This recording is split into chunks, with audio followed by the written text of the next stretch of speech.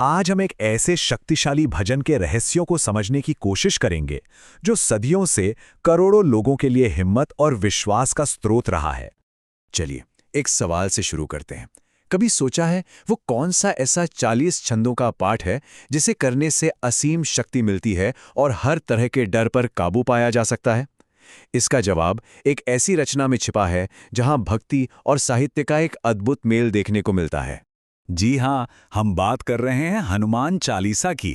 ये 16वीं सदी की एक बहुत ही खास रचना है जिसे महान संत गोस्वामी तुलसीदास ने अवधी भाषा में लिखा था। और ये पूरी तरह से भगवान हनुमान को समर्पित हैं, जो भक्ति, विश्वास और निस्वार्थ सेवा की मिसाल हैं। लेकिन आखिर ये शक्तिशाली भजन बना कैसे? इसकी कहानी भी उतनी ही दिलचस्प है। तो चलिए इसके रचयिता तुलसीदास जी के बारे में जानते हैं। तो इसे लिखा था संत तुलसीदास जी ने। और हाँ, ये वही तुलसीदास हैं जिन्होंने रामचरितमानस जैसा महाकाव्य रचा है। अब इसी बात से अंदाजा लगाया जा सकता है कि हनुमान चालीसा का आध्यात्मिक महत्व कितना गहरा होगा। एक कहानी है, कहते हैं कि एक बार तुलसीदास जी बहुत बीमार पड़ गए थे, बहुत ज्यादा, और उसी बीमारी की हालत में उन्होंने हनुमान जी की याद में ये 40 छंद लिखे।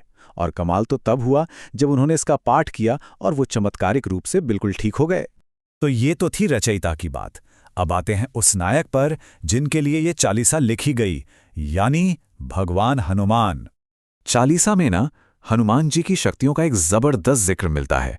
मतलब उनकी ताकत का कोई अंत ही नहीं।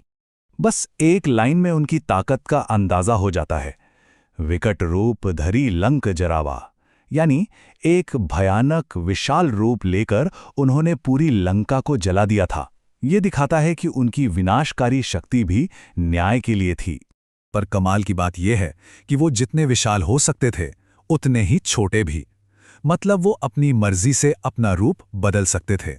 और इसका जिक्र भी चालीसा में है।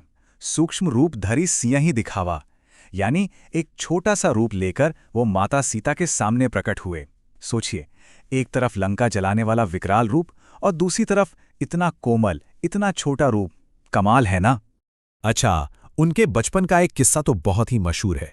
कहानी शुरू होती है हजारों मील दूर आसमान में चमकती एक चीज से। और चालीसा में इसे इतने सुंदर शब्दों में बताया गया है, जुग सहस्र जोजन पर भानु, लीलियो ताहि मधुर फल जानू। ये 2 लाइनें उस पूरी अविश्वसनीय घटना को बयां कर देती हैं। इसका मतलब ये है कि उन्होंने सूरज को, जो हजारों मील दूर था, एक मीठा सा फल समझकर निगल लिया था, वो भी एक बच्चे के रूप में। लेकिन इन सब शक्तियों से भी बड़ी एक चीज थी, और वो थी भगवान राम के लिए उनकी भक्ति। उनकी सबसे बड़ी पहचान एक सेवक के रूप में ही है, राम जी के सबसे भरोसेमंद दूत। और इसका सबसे बड़ा सबूत वो मिलता है इस एक पंक्ति में, लाए सजीवन लखन जियाए। मतलब जब लक्ष्मण जी मरणासन्न थे तो यही संजीवनी बूटी लेकर आए थे और उनके प्राण बचाए थे। ये सिर्फ उनकी वफादारी नहीं, बल्कि जीवन देने की शक्ति को भी दिखाता है। तो ये तो थी हनुमान जी की महिमा। पर जो लोग इस चालीसा का पाठ करते हैं, उन पर इसका क्या असर होता है? चलिए अब ये समझते हैं। माना जाता है, और ये बहुत गहरा विश्वास है, कि हनुमान चालीसा का रोज पाठ करने से एक तरह का सुरक्षा कवच बन जाता है, एक मानसिक शांति मिलती है। तो ये सिर्फ एक प्रार्थना नहीं है, ये एक तरह की साधना है। कहा जाता है कि इसके पाठ से कई फायदे होते हैं, जैसे रोग और दुख दर्द दूर होते हैं, जिंदगी में आने वाली मुश्किलों से छुटकारा मिलता है। कहते हैं कि बुरी नज़र या नकारात्मक शक्तियां पास नहीं आती, और अगर कोई इच्छा सच्चे मन से मांगी जाए तो वो भी पूरी होती है।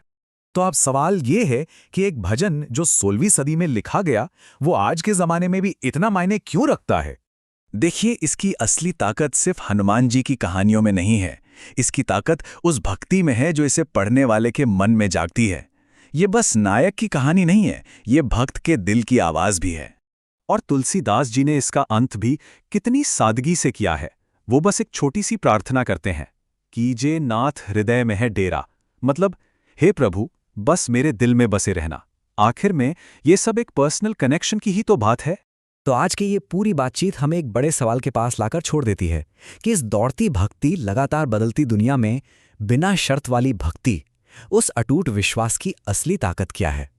सोचने वाली बात है।